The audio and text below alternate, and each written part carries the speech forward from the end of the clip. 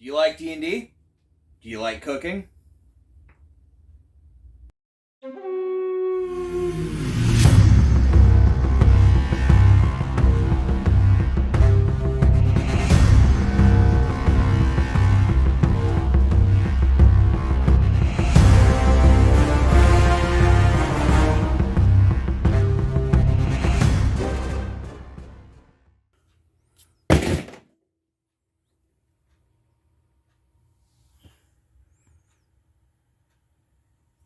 Yeah, let's talk about it.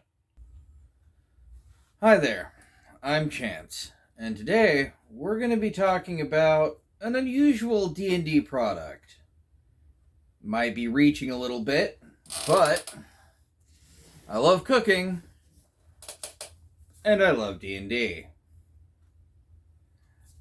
Today we're going to be taking a look at the book Heroes Feast: Dungeons and Dragons, the official D&D cookbook. This was released in the time of 5th edition, and, well, it seems to be a bit of a product of its time.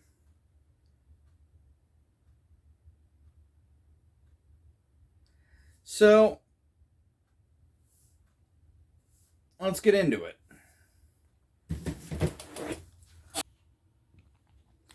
Here we are. Front cover. You got little adventurers just kind of chilling around for a meal. And you know what? It works out pretty well. Let's take a look at the back. Everyone knows how dangerous it is to adventure on an empty stomach. So put away the chips and crack open Heroes Feast. Make your next game night a truly immersive experience with everything from Sword Coast seafood. I can't pronounce that.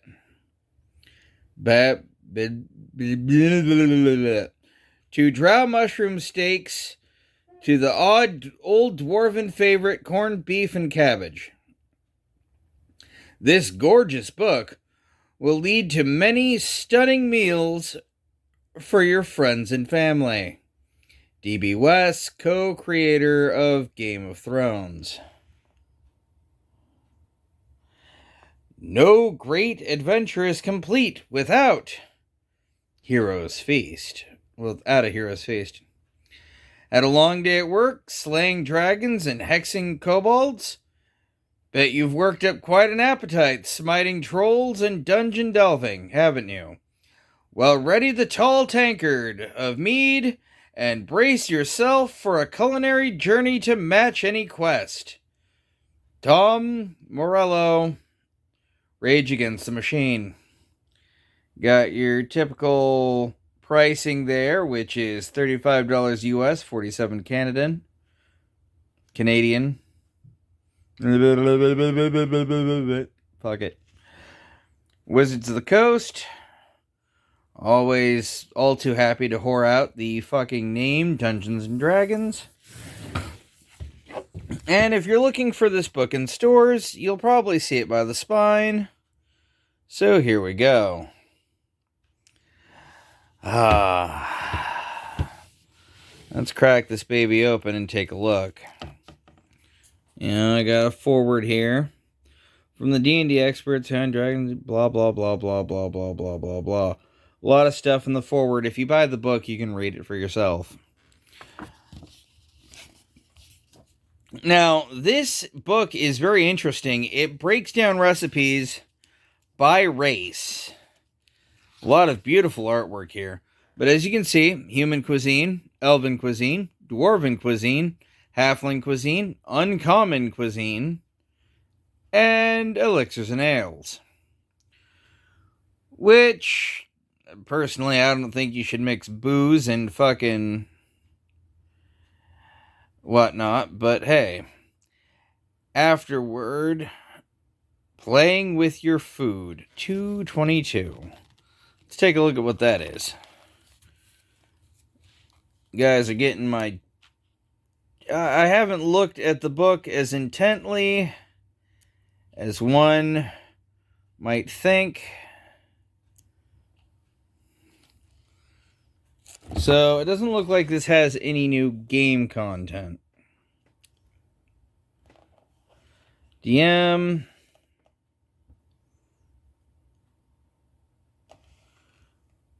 Oh, okay. So it does have some interesting stuff. Not feats or skills or anything like that. And when I do my deep dive on 5th edition, you guys will get some of my thoughts on that. So we got back here is some acknowledgements.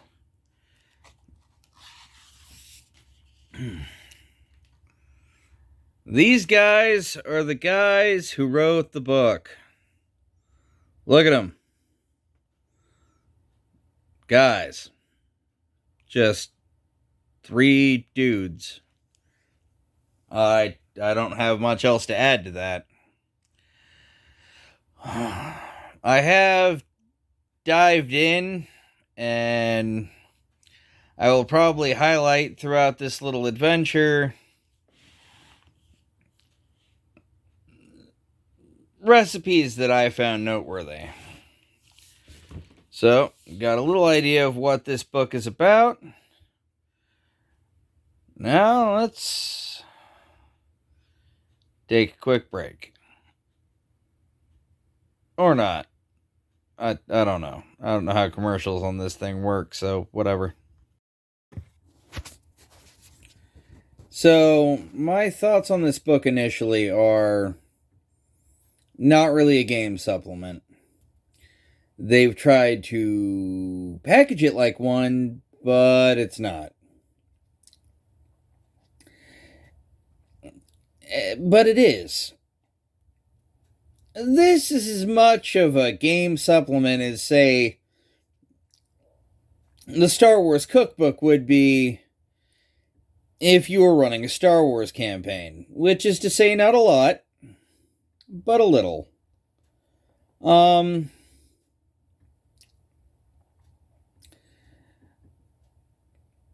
So, let's start off with human cuisine. You're human, I'm human.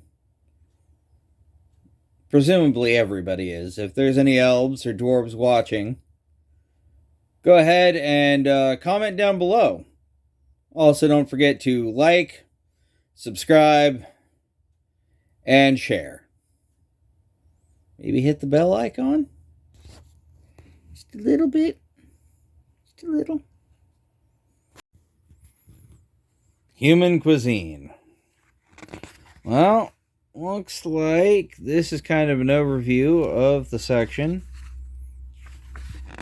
And a lot of fluff. Traveler stew. Iron rations. Sword Coast, whatever the fuck that is. Pan-fried knuckle trout.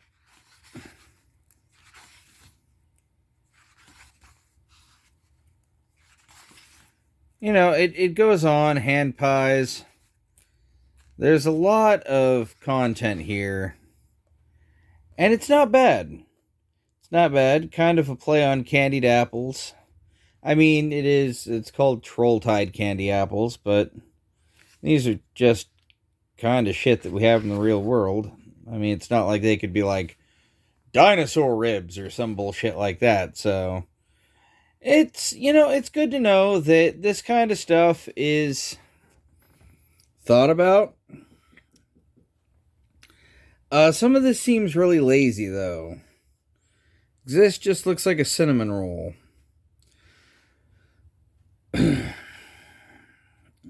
Yeah, it's a savory cinnamon roll from the looks of it. Mushrooms and shit like that.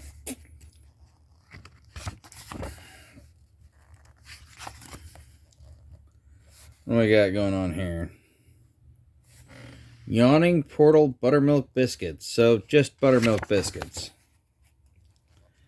Karatur Noodles.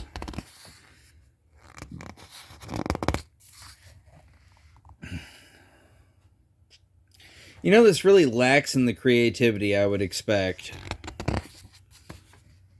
from a supplement like this. Venison pot roast.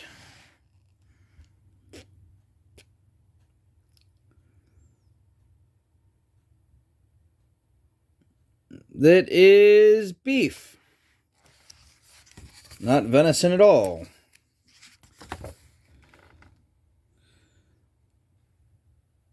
A hamburger.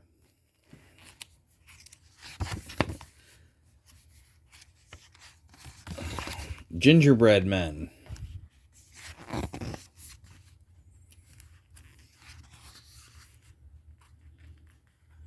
A actual menu with prices.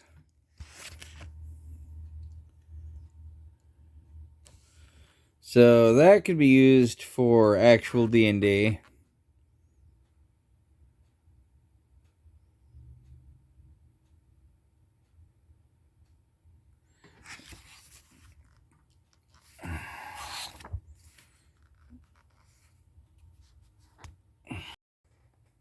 Well, so far, it's been a bit of a lazy cash grab.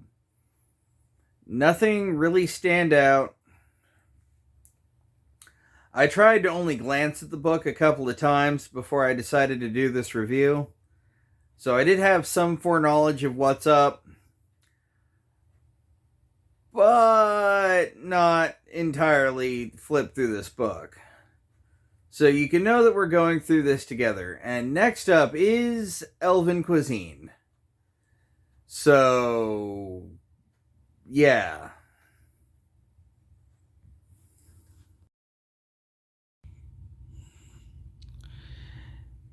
For the elves. Now, I haven't looked at this yet, but I'm hoping to see some meat dishes. Elves are supposed to be woodsmen. They're supposed to be survivors on the land. Rangers and wizards and shit. You know what there's not a lot of in the forest? Generally edible plants. Those are something that we get from agriculture. So I'm expecting this to, for some reason, probably be mostly vegetarian. Let's see. Kind of an outline of what recipes are here. More of an outline, talking about half-elves.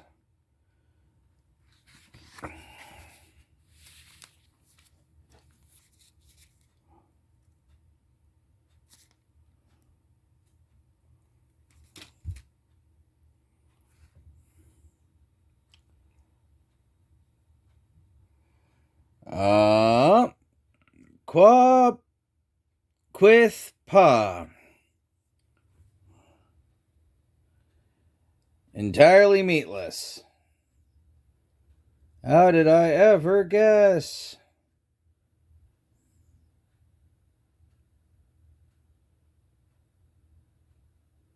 With entirely involving ingredients that can't be found in a forest.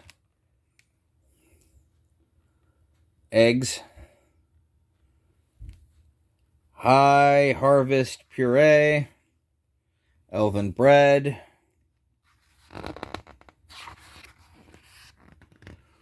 Wood elf forest salad.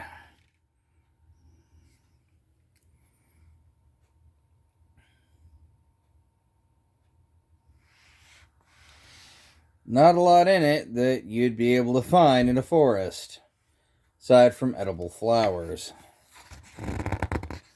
Elven Marath. Some good artwork, though. Drow mushroom steaks. How did I guess? Because you guys want to get rid of the V8 engine, you also want to get rid of meat, too. If it's not made of dead animal, it is not a steak. If that offends some of you veggie people, that's your problem, not mine. Cherry bread. That sounds pretty good, actually.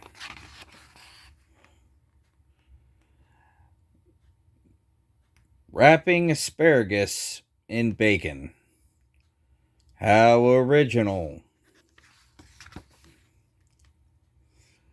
Moonshade seafood rice.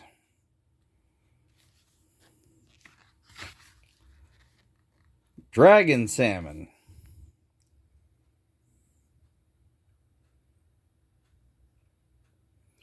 I wonder what about this salmon, which appears to be just regular grilled salmon, makes it dragon salmon. Oh, look! Ratatouille. Another meatless dish. Meal's End. End of the Last Home. So, more of what they call in-game content.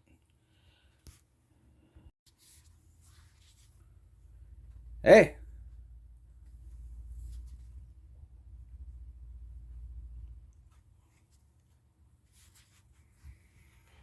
Hey. So that concludes Elven Cuisine. And it wasn't bad. But next we're taking a look at Dwarven Cuisine, where shit hopefully isn't so fucking predictable. Just because you're an elf doesn't mean you're a tree-hugging hippie, and it also doesn't mean that you've given up meat for some reason. Rangers are a thing, they usually hunt. That had 2 meat dishes, and they were purely fish or seafood based. Where you would find an ocean in the forest is... Comment down below if you have any idea where you might do that. But let's move on and take a look at the rest of the book. Well, we're on to Dwarven Cuisine, and I'm not sure what I'm supposed to be expecting here. Oh, I got a little bit about what to expect. Obviously talking about dwarves and how and what they eat. And we have a British classic, Bangers and Mash. What do you want to bet this is going to be English and Scottish food? No idea what this is. It's like Swedish meatballs, though, so...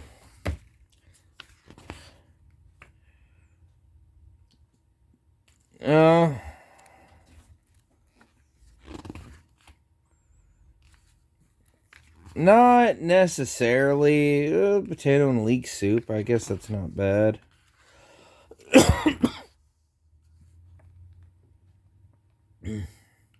Corned beef and cabbage. That's an Irish dish. A home-style porridge.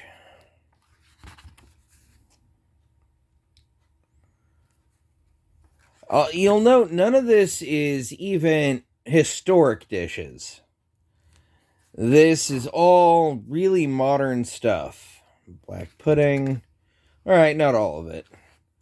But even when it... if it was all modern takes on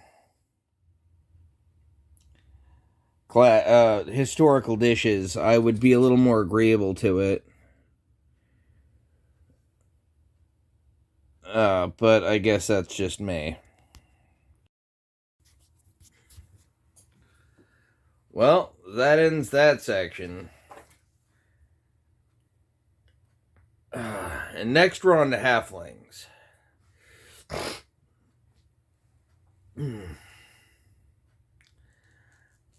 It could be good, right? I mean, shit. We're going.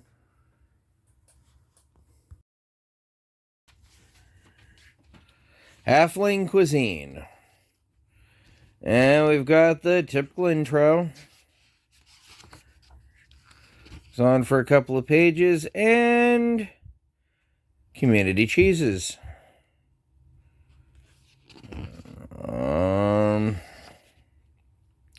Stuffed egg battered toast. Stuffed French toast. Chicken something dumplings. Hogs in bed rolls, which is just, I'm going to guess, pigs in a blanket. Yeah, pigs in a blanket. Melted cheese with chunky tomato broth, so cheesy tomato soup. Halfling oatmeal sweet nibbles.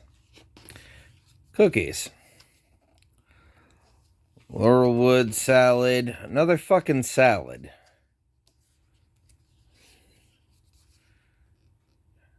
And you can tell that these weren't made by, like, a chef.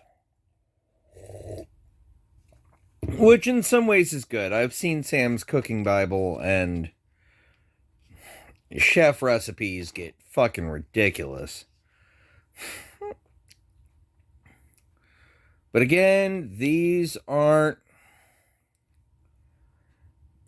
even historic recipes.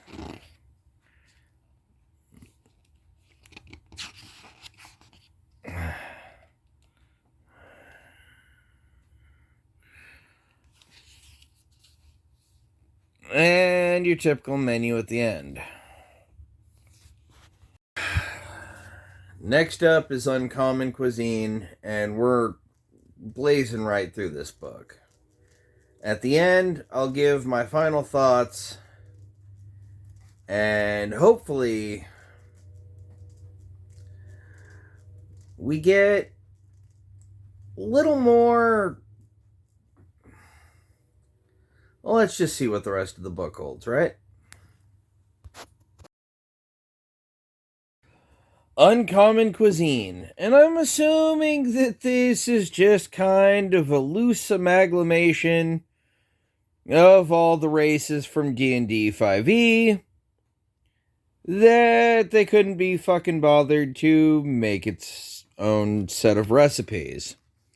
Then again, book is pretty big.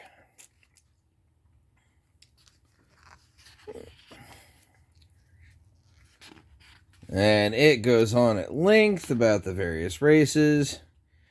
And Arakan cruel flame roasted halfling chili.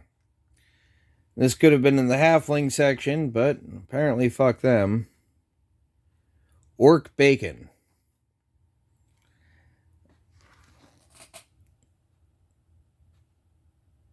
Yeah, it looks like it's just bacon.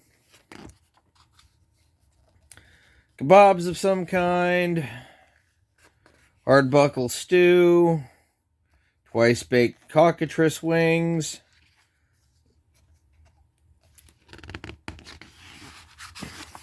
The artwork in this book is just exquisite. I have to give credit where credit is due. The food photography is amazing. The people they hired to do this and bring it to life was on point.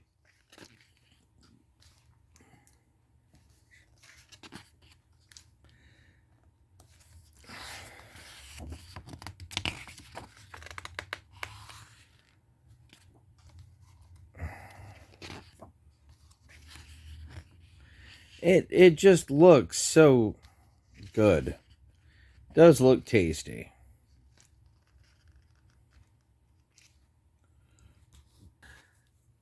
Next up is Elixirs and Ales. Last section of the book. And I think it's going to be a bit boozy. Which is gonna probably affect the way I look at the book and what I have to say about it. But who knows? So, Elixirs and Ales. Let's get into it. Well, let's see what we have here.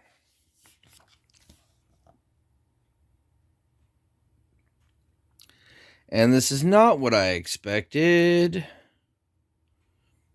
Not at all.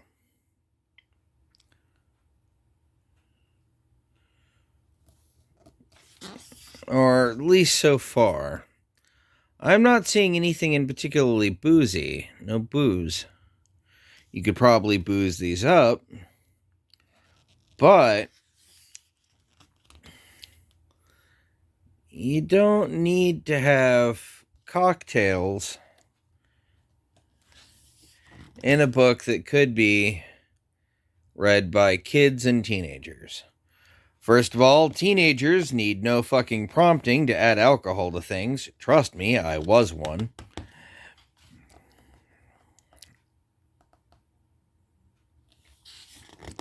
All in all, this is pretty interesting. Roll rum.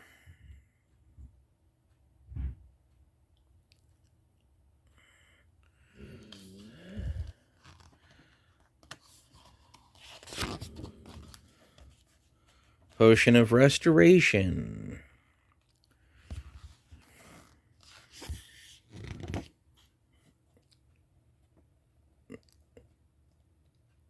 Chulton Zombie.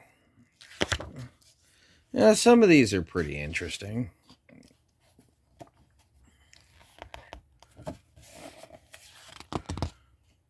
And then we go back to some of the stuff we've already seen. So, that's that, I suppose.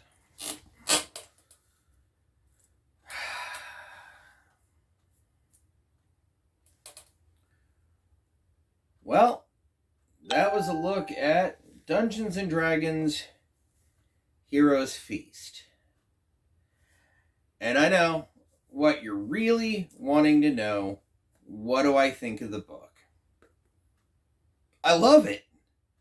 It's disappointing that they couldn't include some actual game content for 5th edition Dungeons & Dragons.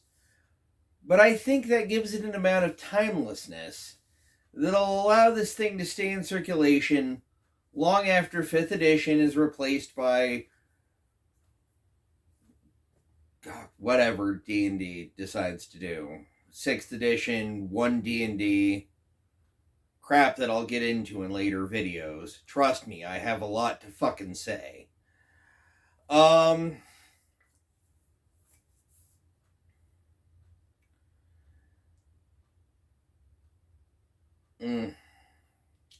glad that they didn't include any boozy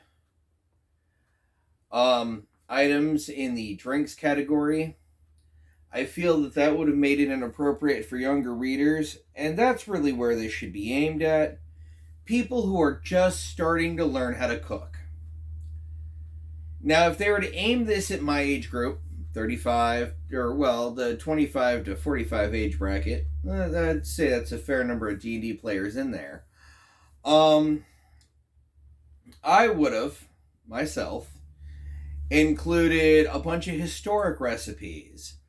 I would have included deeper lore. I would have been more creative. I would have tried to make something new instead of dress up modern and semi-modern dishes, arguably from around the world, as D&D dishes. But this is great for kids. This is, if you have a teenager on your Christmas list,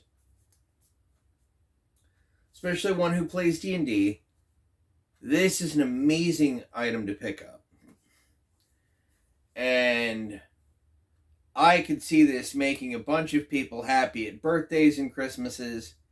If you're a D&D player like me, and you've been at gaming a long time, pick this up.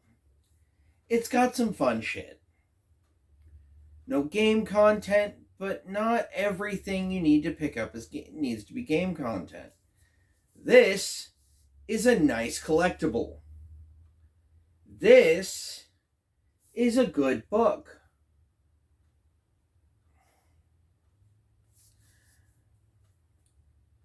Is it the end all be all? No. But I'm going to give a solid recommendation behind this, with a few caveats, obviously.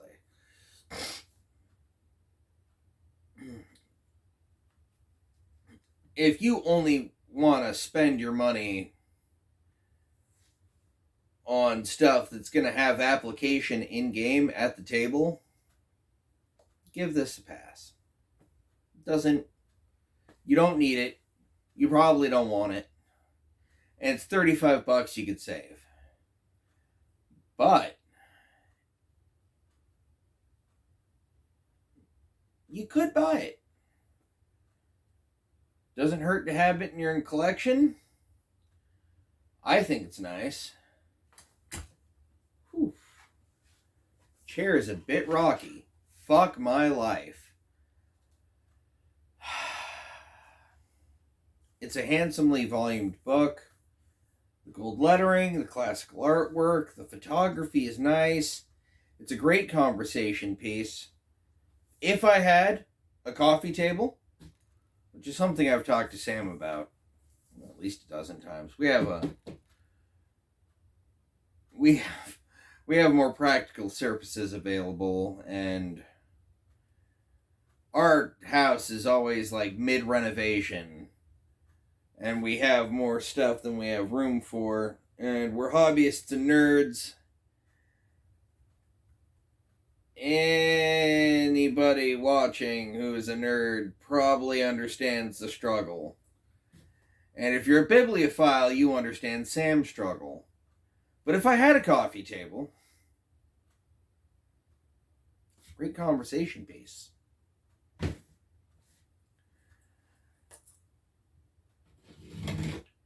So with all that said,